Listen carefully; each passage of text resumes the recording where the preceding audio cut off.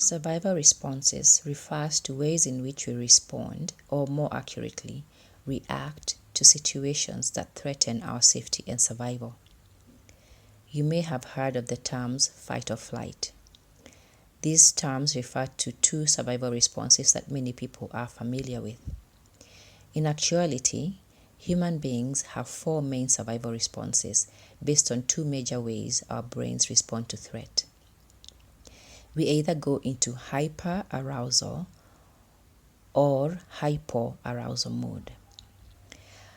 Hyperarousal is when our stress hormones are activated, our energy increases, and circulation increases to the large muscles such as the legs and arms, while blood flow to the digestive system decreases.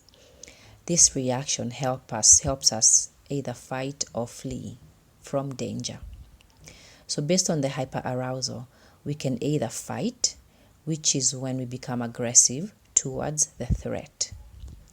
We can also flee or go into a flight response where we run away from the situation. We can also go into a freeze response where the body is still activated but cannot move, but we remain very alert to our surroundings.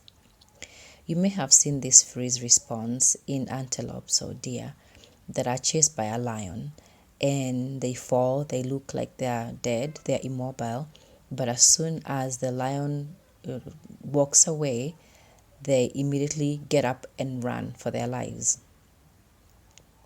So these three are active responses. The fight, flight, and freeze are active responses where the body uses a lot of energy. There is another way that we respond to threat that is less well known, which is a hypoarousal, which is where our body shuts down and prepares for defeat and surrender. We usually go into hypoarousal when we are unable to run away, either to fight or to flee from a dangerous situation. So our body goes into a hypoarousal state, and we call this response the submit state. We cannot predict which response our survival brain will choose.